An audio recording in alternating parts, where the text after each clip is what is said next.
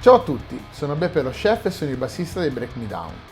Oggi voglio parlarvi del mio ultimo acquisto, il Dingwall Combustion CB2, ovvero il mio primo basso Fanned, cioè multiscala. Ma prima di iniziare, se non l'avete già fatto, vi chiedo di iscrivervi al nostro canale, stampare un bel like e cliccare la campanella per rimanere sempre connessi con i nostri nuovi fantastici contenuti. Detto questo, iniziamo. Sigla!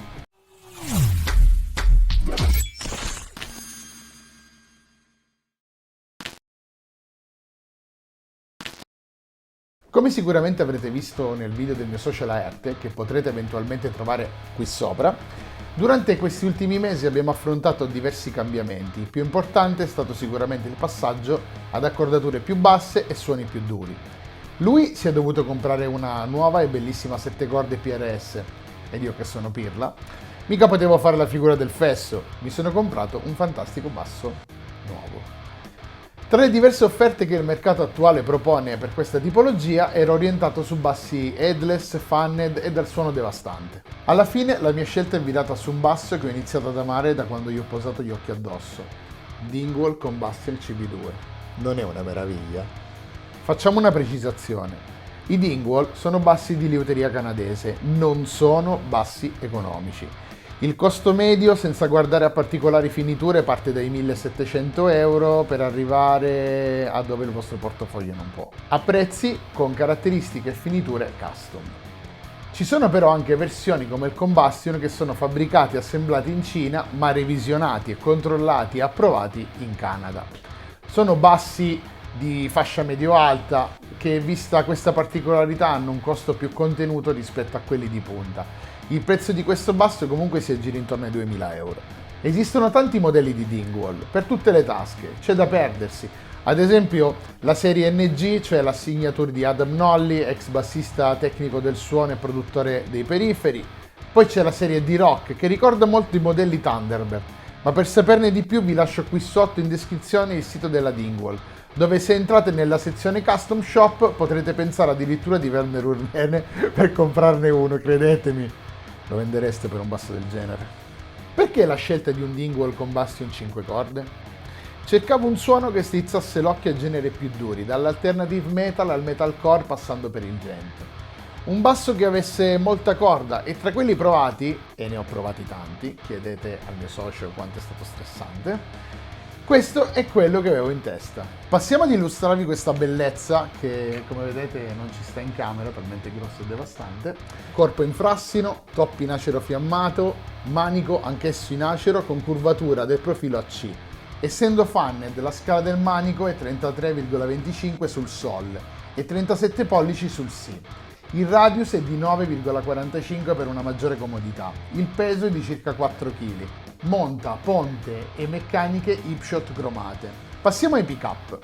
FD 3N realizzati secondo specifiche Dingwall e dotati di magneti al neodimio che offrono un alto rendimento e un tono morbido ma aggressivo.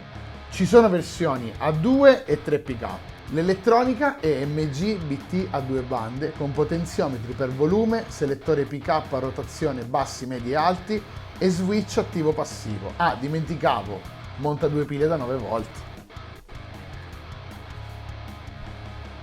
Ci sono diverse bellissime colorazioni che potrete sempre sbirciare sul sito ufficiale della Dingwall. La mia scelta è caduta su questo bellissimo Amethyst Burst. Vi sfido a scrivermi nei commenti che non vi piace. Io ho scelto quella a 2 pick-up perché non ho bisogno di un'eccessiva versatilità. Ma se state però pensando che questo basso non sia abbastanza versatile, vi sbagliate di grosso e adesso ve lo dimostrerò.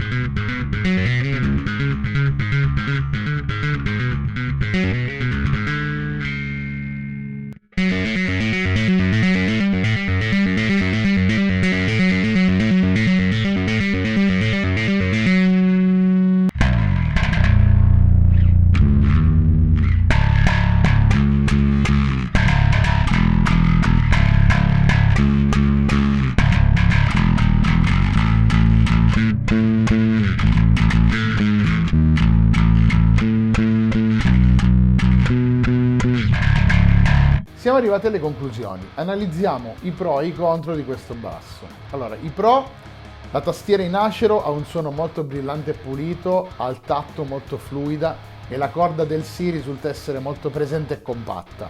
L'elettronica AMG permette di avere in qualsiasi contesto il tono giusto.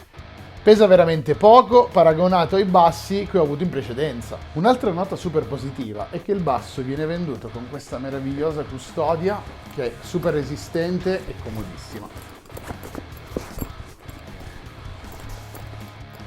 Contro: difetti evidenti non ce ne sono a mio parere, ma se proprio devo cercare un pelo nell'uovo vi posso dire che un problema possono essere le corde. Monta solo corde Dingwall o artigianali su misura. Essendo un extra long scale, qualsiasi tipo di marca di corde per basso non sarà compatibile. Poiché è complicato anche trovare in commercio le corde originali senza pagare spese di spedizione che sono più alte del costo stesso della muta che prenderete, io ho optato per corde artigianali in acciaio fatte in Italia dalla Sansone Strings.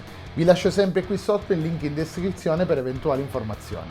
Conclusioni: alla luce dei pro e dei contro, il mio parere resta super positivo. Dingwall è sinonimo di qualità, è un basso robusto che si adatta ad ogni contesto. Siamo giunti alla fine, spero che questo video vi sia piaciuto e questa recensione vi possa tornare utile per eventuali nuovi acquisti. Fatemi sapere che cosa ne pensate nei commenti qui sotto e ci vediamo alla prossima!